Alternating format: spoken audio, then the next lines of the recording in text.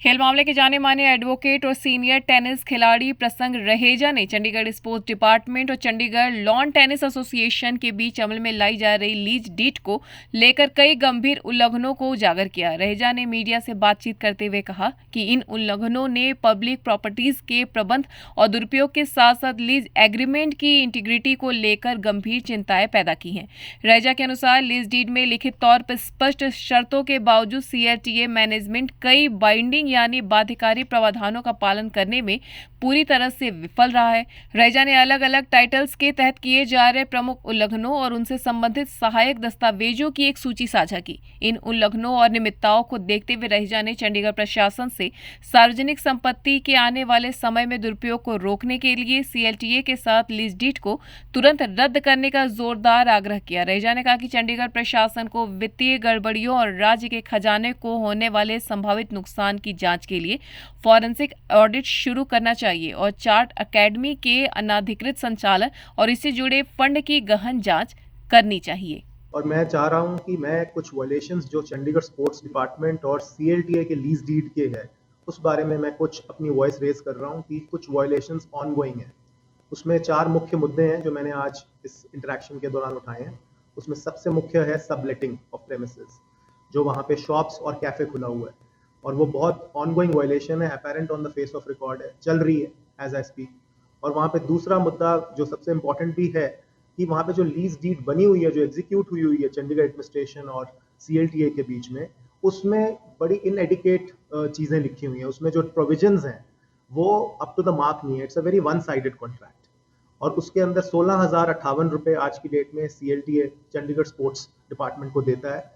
उसके बावजूद मैं कहूँगा कि वहाँ पे वो एक बहुत ही मीगर सम है। वो एक मल्टी सेंटर होना चाहिए क्योंकि वहाँ पे वेलफेयर का कोई काम नहीं हो रहा। टेनिस वेलफेयर की प्लेयर डेवलपमेंट का काम उस सेंटर में आज की डेट में नहीं हो रहा, जो बहुत ज़रूरी है।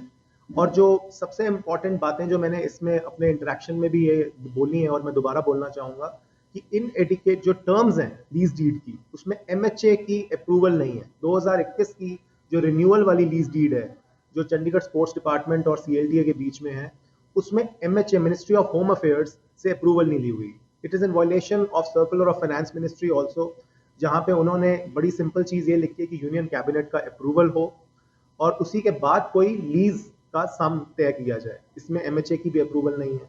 और जो इनकी आज की डेट में सबलेटेड अकेडमीज अंदर रूरल अकेडमीज चल रही हैं जिनमें बच्चे इन्होंने रखे हुए हैं, जो वेलफेयर के नाम पे ये लोग टेनिस करा रहे हैं, उस पर हमने फॉरेंसिक ऑडिट की भी मांग करी है एडमिनिस्ट्रेशन से कि आप लोग इनकी लीज के ऊपर एक निर्णय लें, इमीडिएट कैंसिलेशन करें, क्योंकि सबलेटिंग तो है ही है, उसके अलावा जो लीज डीड की प्रोविजंस हैं वो बड़ी वन साइडेड है।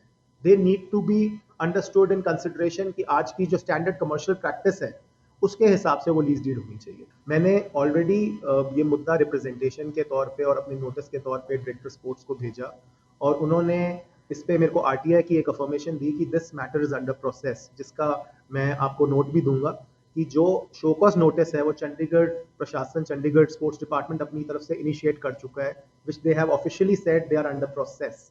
तो मैं चाहूँगा कि उसे लॉजिकल कंक्लूजन तक पहुँचाया जाए। जो मेरी मांगे हैं वो 2 सबसे मुख्य मांगे ये है कि इमीडिएट कैंसिलेशन होनी चाहिए इस लीज डीड की, क्योंकि ये लीज डीड पब्लिक वेलफेयर के लिए नहीं है। दूसरी, फॉरेंसिक ऑडिट हो। आज तक जो भी फंड्स इस एडमिनिस्ट्रेशन ने या पंजाब गवर्नमेंट ने या किसी भी गवर्नमेंट ने सीएलटीए को दिए हैं, उसका एक फॉरेंसिक ऑडिट हो, जांच हो कि प्लेयर वेलफेयर के लिए क्या ये एसोसिएशन काम कर रही है और अगर नहीं कर रही तो यहाँ पे क्या अच्छा विकल्प हो सकता है।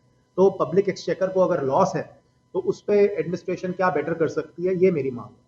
ये बड़ी सिंपल सी चीज़ है कि प्लेयर वेलफेयर एक ऐसा कंसेप्ट है जो आज तक एसोसिएशंस को समझना पड़ेगा, अपडेट होना पड़ेगा। जो आज की मॉडर्न जनरेशन है वो समझती है कि साइंटिफिक ट्रेनिंग भी टेनिस के अंदर आ चुकी है, कितने अच्छे अच्छे कोचेस सिटी में काम कर रहे हैं। पहले पहले ये होता था कि यहीं पे आपके होम ग्रोन कोचेस तैयार कर रहे थे टेनिस प्रोफेशनल्स को।